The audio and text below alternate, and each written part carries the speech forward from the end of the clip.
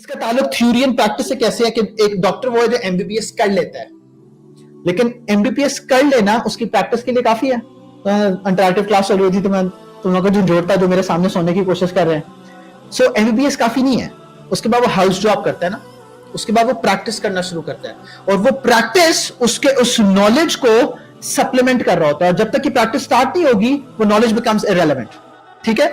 और जो जितनी ज्यादा प्रैक्टिस करता है और फिर उस प्रैक्टिस में उसको अरसा गुजर जाता है तो वो क्या होता है, वो सिर्फ मरीज की शक्ल देख के बता देता है कि हजरत में प्रॉब्लम क्या है।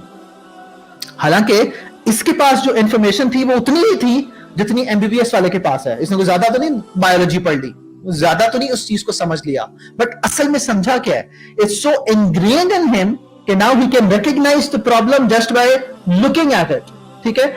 एग्जैक्टली इसी तरह हमारे दीन में हमारा प्रॉब्लम क्या है, आज यकीन की कमी है। यकीन क्या है, अभी कुछ आई थिंक फ्यू बयान्स बिफोर अस्लान यकीन पे बात कर रहा था। सो आखिरत पे हम सबका यकीन है, वो वुड से यस, मैं शक है कि आखिरत आनी है कि नहीं, तो नहीं मुझे शक नहीं है, लेकिन इससे यकीन और नॉट। तो मैं अक्सर स्टूडेंट्स को मिसाल देता हूं कि यकीन का मतलब क्या है कि मुझे पता है कि इस स्विच बोर्ड के अंदर मैं उंगली दूंगा ना तो मुझे करंट पड़ेगा, तो हम में से कोई ट्राई करेगा। बच्चे को नहीं होता ना, तो बच्चा देख के देखता है, अच्छा एक दो दफा देने के बाद उसको भी यकीन आ जाता है, एक्सपीरियंशियल नॉलेज। हाँ, सो वो फिर ट्राई नहीं करता, फिर वो करके पीछे होता है। तो यकीन क्या करता है, वो अमल पर असरअंदाज होता है।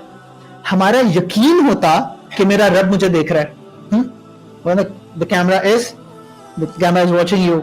अगर आप मोटरवे पे जाएं तो हर 2 किलोमीटर के बाद उन्होंने वो लगाया हुआ है, लेकिन हमें पता है मोटरवे पे टोटल 5 ही कैमरे हैं। ये लिखा है लेकिन देख नहीं रहा, जहां पे दूर से कैमरे वाला नजर आ जाता है फौरन ब्रेक लगती है।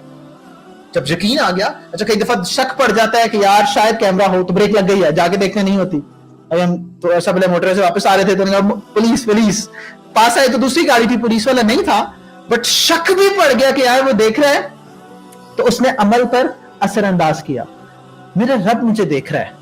हाँ, ये अभी तक यकीन अंदर बैठा नहीं है, क्योंकि इल्म है हमारे पास, इंफॉर्मेशन है, लेकिन वो इंफॉर्मेशन इनग्रेन क्यों नहीं हुई कि हमने उस इंफॉर्मेशन को इंटरनलाइज नहीं किया।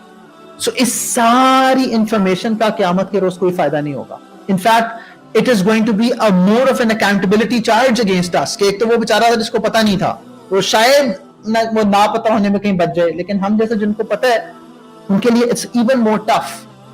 और जिस तरह वो डॉक्टर अपनी मेडिसिन को प्रैक्टिस करते करते इतना एक्सपर्ट हो जाता है कि नाउ उसको गैजेट्स की और टेस्ट की भी जरूरत नहीं पड़ती, वो टेस्ट से पहले ही बता देता है कि ये प्रॉब्लम है, कंफर्मेशन के लिए आप टेस्ट करा लें।